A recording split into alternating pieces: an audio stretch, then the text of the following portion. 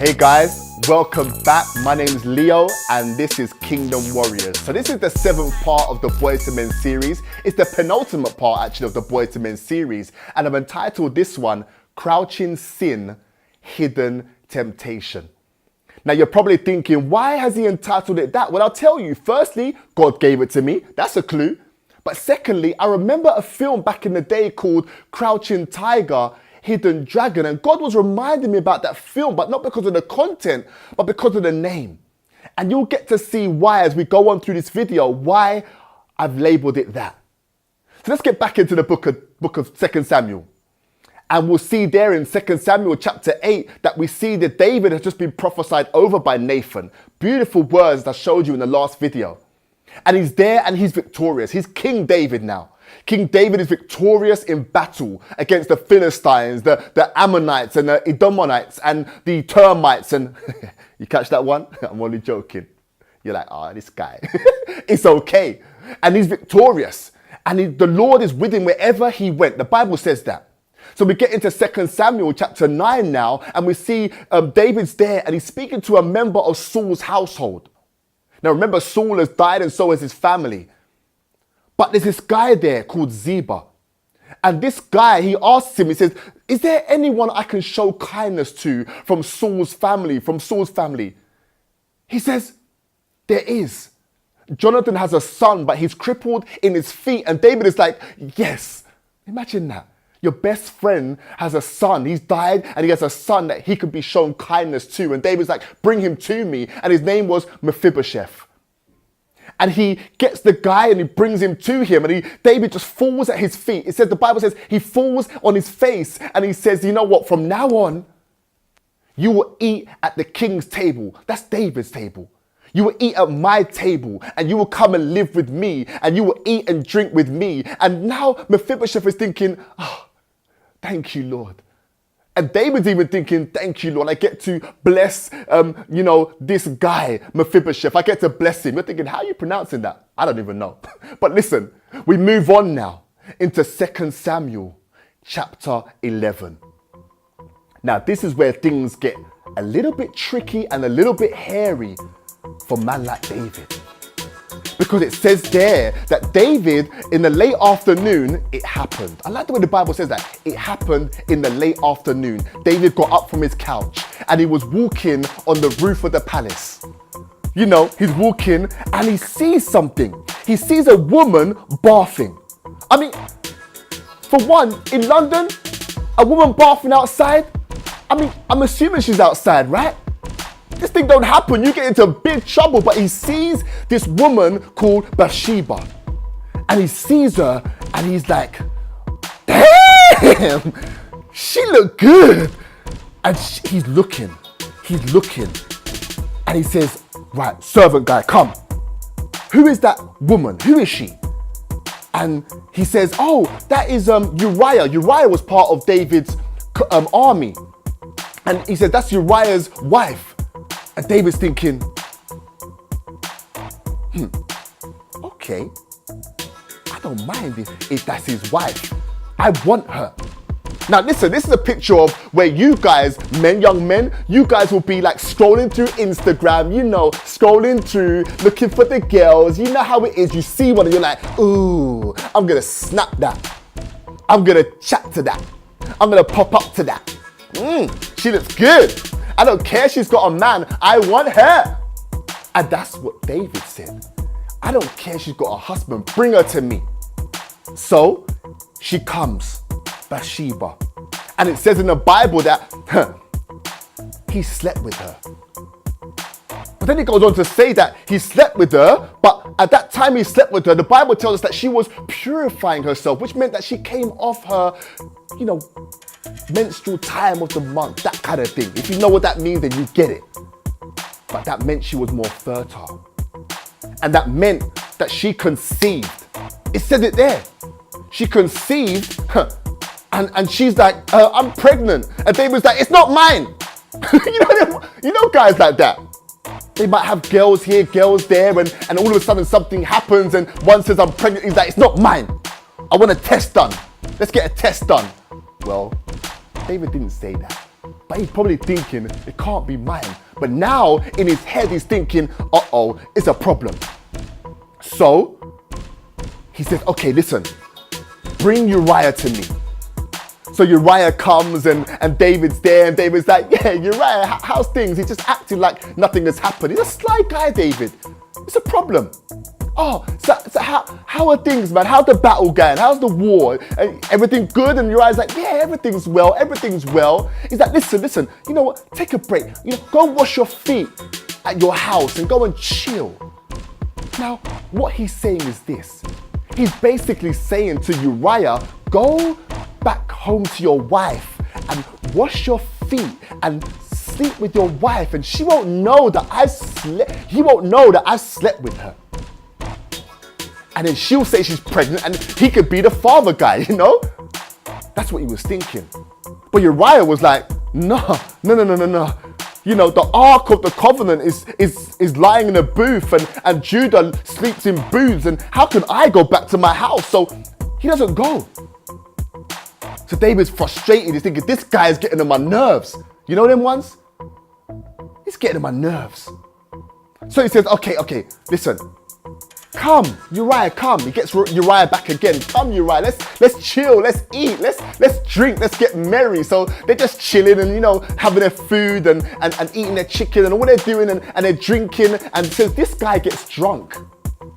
And David's thinking, yes, he'll go back to his wife and then they'll have sex and then he'll be free of this thing. But he doesn't go. Again, Uriah doesn't go. And David's thinking, this is a problem for me. Now, this is where the problem starts. Because David now, for this woman, for this girl, he will go to any depths. And he does. Because he calls for Joab. And Joab is the commander of his armies. And he says to Joab, he devises a plan and says this. Listen, Joab, I need you to do this. Right now, I need you to tell Uriah to go to the hardest part of the battlefield and to fight up there. And then when he goes there and things are getting fierce, I want you and your men to draw back so that he dies. I mean, this is serious. Now, he's thinking about murder for the sake of a woman. So Joab agrees. And they go to battle with this guy. Uriah's up there and he's fighting for the king, fighting. And the guys, Joab and the other guys, they withdraw. And then when they withdraw, Uriah is killed. He's killed. David had arranged the murder of this guy, all for this woman and all for the mistake that had happened where she was pregnant. I mean, it's deep. It's a deep story and something that really sits on my mind. And it says there that, when she found out, Bathsheba found out, she was, upset and she mourned for a while, but not that long.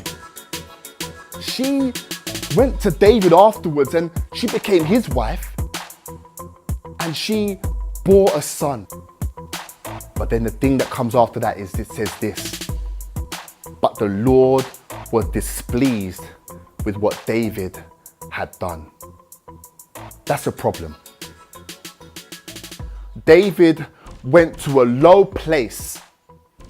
And the reason why I titled it Crouching Sin, Hidden Temptation, I'm going to let you know what happens now.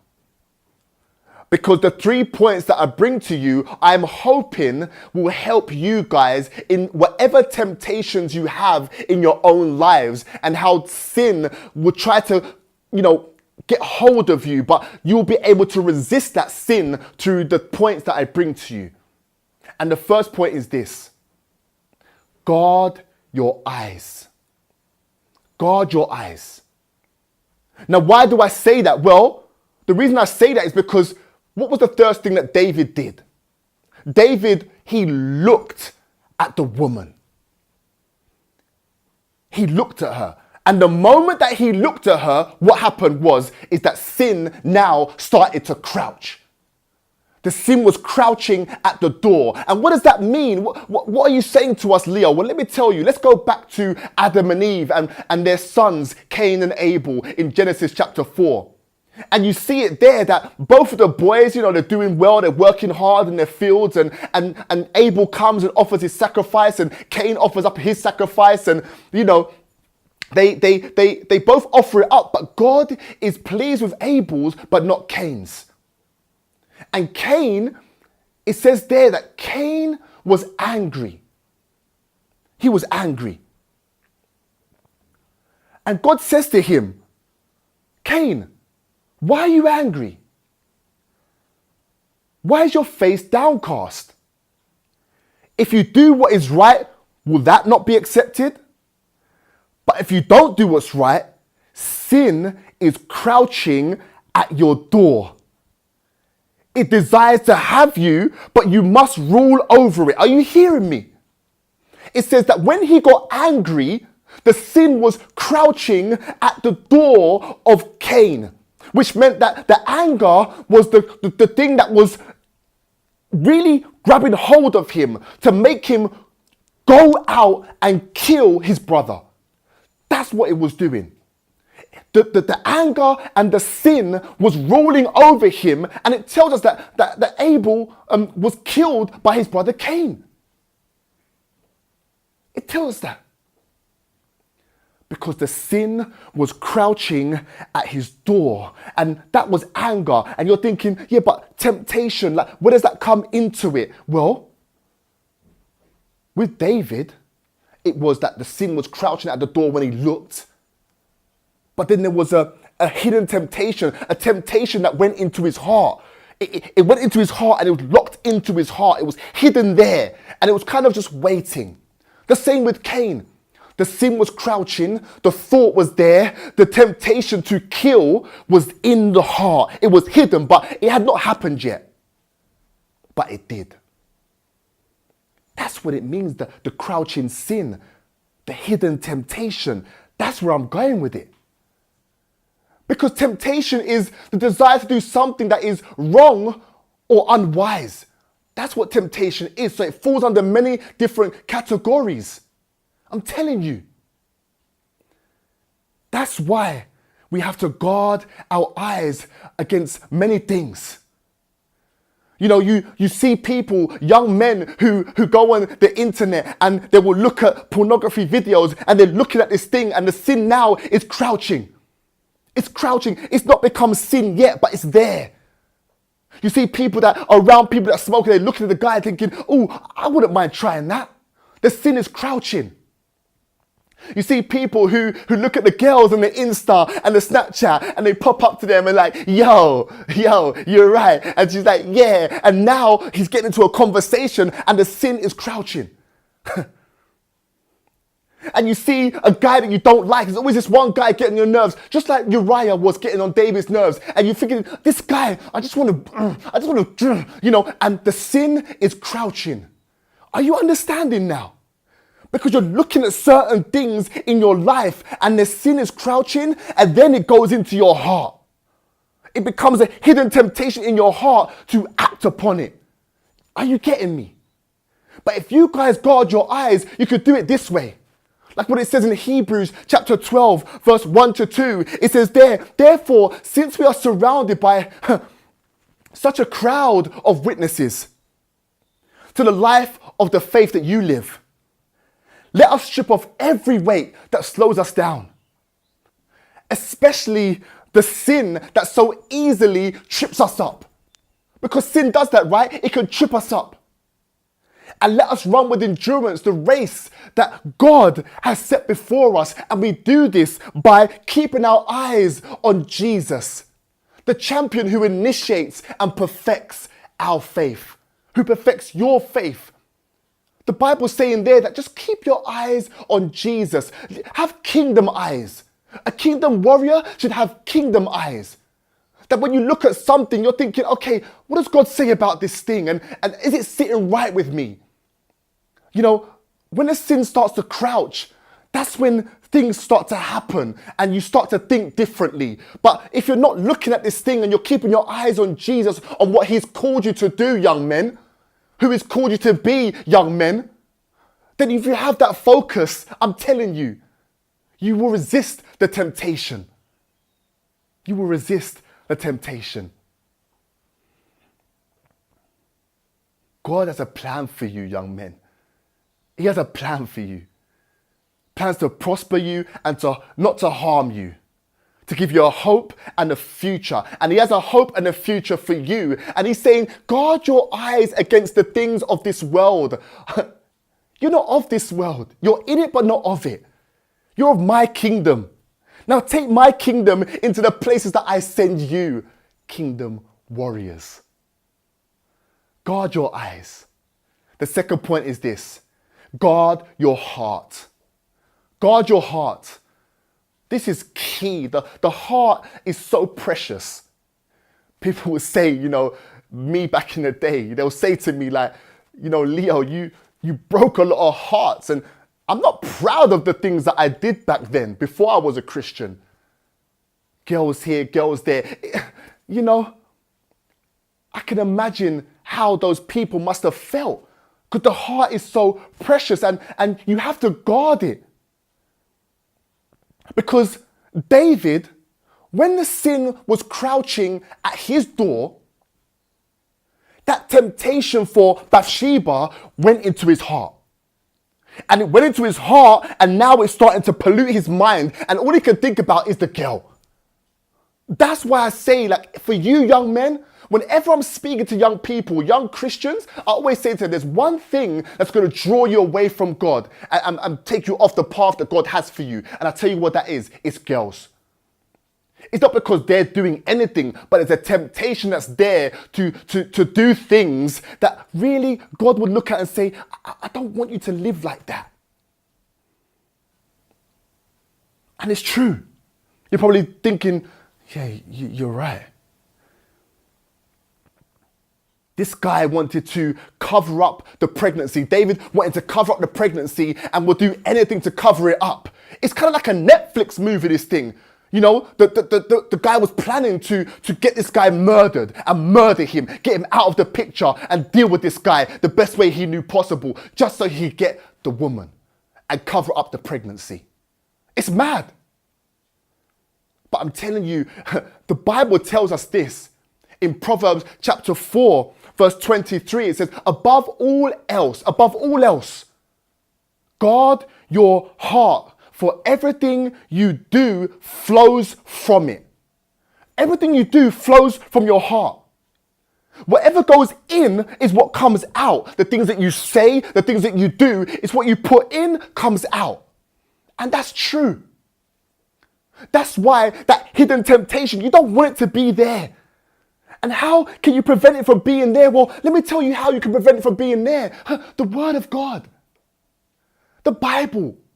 The good old Bible with the pages on, or the apps that you have, or Bible plans. These kind of things, verses a day. These kind of things are good. They're good for your heart because you're feeding it good things. The Bible says it, the good man brings good things out of the good stored in his heart. But the evil man brings evil things out of the evil stored in his heart.